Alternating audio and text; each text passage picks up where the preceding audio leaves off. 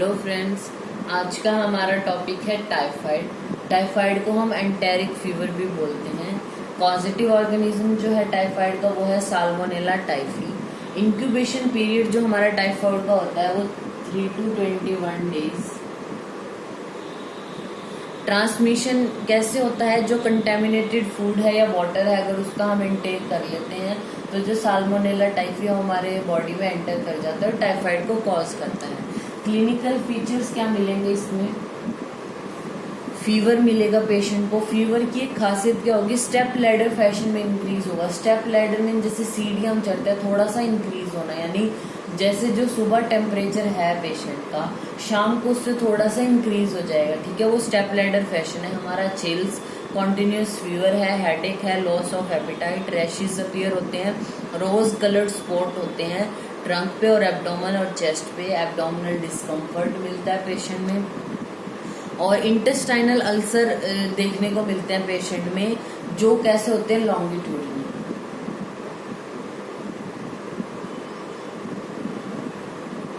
अब ये इम्पॉर्टेंट है टाइफाइड में। अगर जैसे हम अल्सर देखते हैं, एंडोस्कोपी वगैरह करते हैं पेशेंट को, तो इंटेस्टाइनल जो अल्सर देखने को मिलेंगे वो लॉन्गिट्यूडिनल होंगे। अब जो टीबी होती है हमारी एब्डोमेन की या इंटेस्टाइनल जो टीबी होती है उसमें भी अल्सर देखने को मिलेंगे। वो अल्सर क्या होते हैं? ट्रांसवर्स।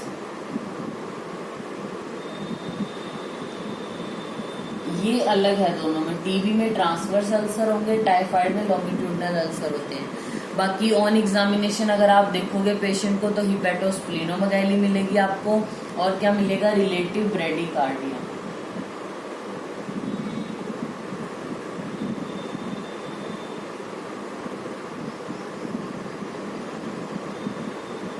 जैसे आपकी जो पल्स रेट है नॉर्मली वो हम बोलते हैं 72 पर मिनट, ये अप्रॉक्स है, मीन है ये। किसी में 60 भी हो सकती है, 80 भी हो सकती है, वो भी नॉर्मल है उसके लिए।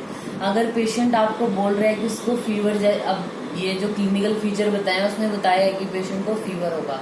आपके पास पेशेंट आए कि जी मुझे बुखार है लेकिन आपके पास चेक करने के लिए कुछ नहीं है, तो आप उसकी क्या देखोगे? पल्स देखोगे।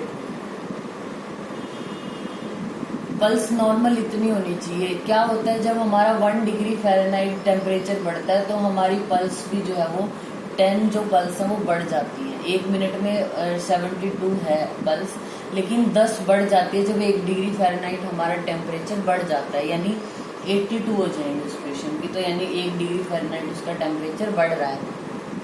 रिलेटिव ब्रेडिकार्डिया का मतलब क्या है कि 1 डिग्री फ़ारेनहाइट तो टेम्परेचर पेशेंट का आपको बढ़ा हुआ मिलेगा, लेकिन जो पल्स है वो 10 नहीं बढ़ती, 8 रहती है, 7 है, 6 है, 9 है, यानी कम है, 10 से कम है, तो उसको आप बोल देते हैं रिलेटिव ब्रेडिकार्डिया। तो ये यानी फीवर ज्यादा है, उसके कंपैरिजन में पल्स उतनी नहीं बढ़ी जितनी बढ़नी चाहिए थी, तो वो हमारा होता है रिलेटिव ब्रेडिकार्डिया, जो देखने को मिलता है टाइफाइड में।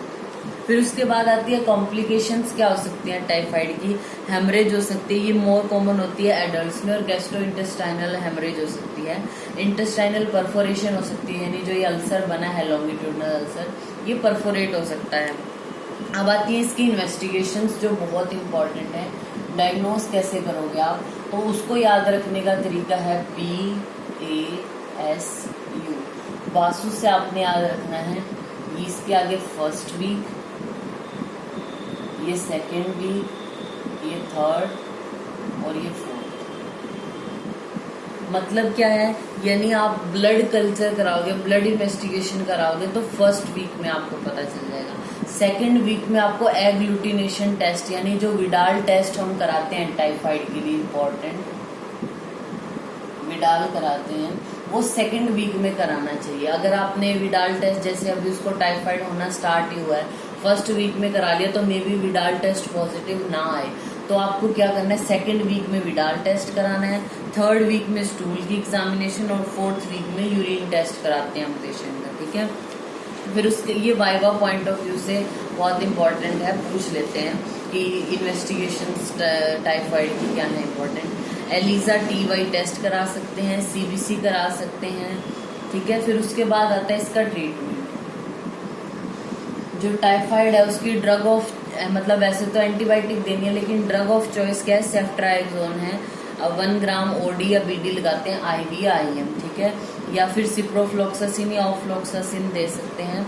अगर मल्टी ड्रग रेजिस्टेंट है पेशेंट को, यानी सेफ्ट्राएक्सोन से रेजिस्टेंट है वो, तो उसको हम एजिथ्रोमाइसिन भी दे सकते हैं 500 mg ओडी पहले दिन के लिए, तो फिर 250 mg दे देते हैं 4 दिन के लिए।